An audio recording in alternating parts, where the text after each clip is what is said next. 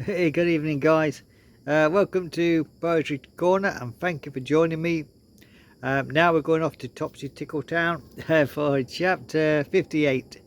So, this is the day the library books learn to talk. So, let's go over to Topsy Tickle and see what the library books have been up to. Here we go.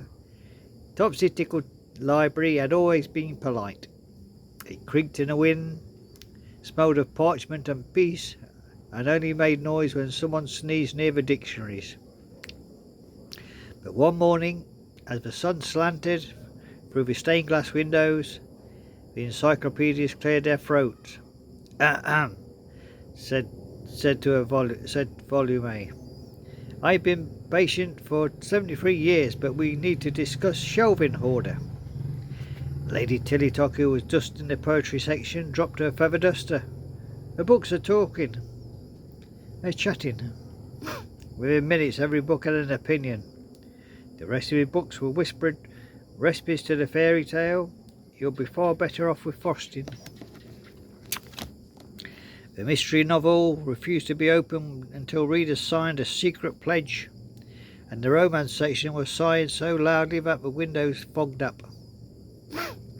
So Stumblepants entered proudly, carrying a mug of cocoa. He froze as the dictionary snapped. Wipe your feet. Definition, courtesy. The professor gasped, remarkable. They've achieved full verbosity. The history tomes were the worst. They argued over dates, corrected themselves, and scolded the geography atlas for unnecessary optimism. Meanwhile, in the children's section, they held an impromptu story time for passing pigeons. Every time one book was finished, the next shouted, once upon a better time, and the chaos followed. Chaos. Chaos in Topsy Tickle. The poetry shelf fluttered dramatically. We shall not shout, it declared, we shall sigh musically. And so it did. Each sonnet humming a rhyme, each sighing between syllables, politely of course. Poor Mrs. Dewdrop, the librarian, tried to regain control. Quiet, please, she pleaded. A self-held book patted her on the hand. Use your inside voice, dear. Even the shelves themselves began to shuffle, rearranging titles alphabetically by mood. Comedy next to optimism, philosophy sandwiched between naps and biscuits. By afternoon, the library was hosting its first official Book of Parliament. The chairperson was a leather-bound atlas named Sir Page Worthy, who spoke with slow dignity of someone containing every mountain ever. Motion number 1, he intoned.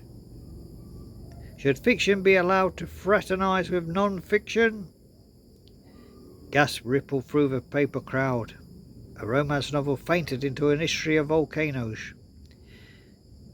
They made quite a pair. After several hours, an epic sonic duel, the motion passed unanimously. All genres may mingle freely, provided they return to their shelving by sundown. The library cheered, a strange sound like a polite thunder. When evening came, the books settled. They read themselves aloud in gentle harmony, a chorus of imagination and ink. Children fell asleep on cushions while stories wrapped them like warm blankets. The glow from a reading lamp looked almost like a moonlight in words. As she locked the library doors, Mrs. Dewdrop smiled. The library whispered, "Good night, dear," as she whispered back, "Good night, my clever shelves." When words find voices and silence learns to listen. There you go, guys.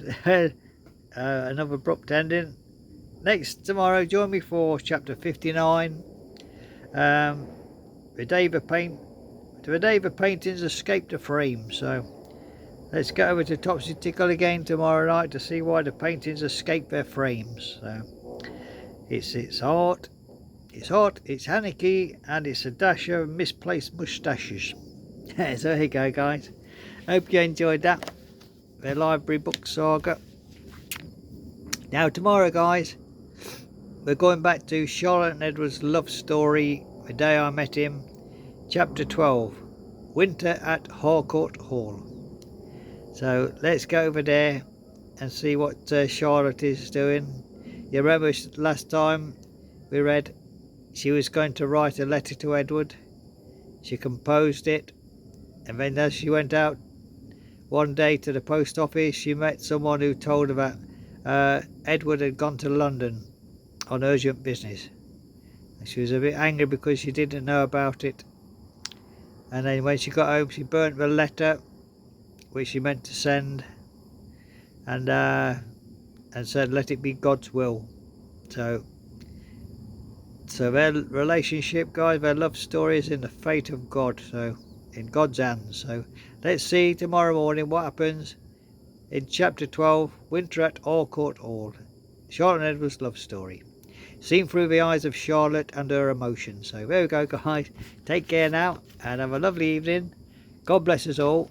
Stay safe because the storm is still about, but I think most of us tonight are mopping up the destruction, and we're asking God many questions. Why we had to put up with another typhoon in the Philippines. We got battered before with it, but God knows why. His understanding is higher than ours, but sometimes we test our faith in these ways. So there you go, guys. Take care now, and thank you for joining me in Poetry Corner. Join me tomorrow for Sean Edwards' love story. Until then, guys, have a peaceful night if you can, and take care. God bless us all. Bye bye now.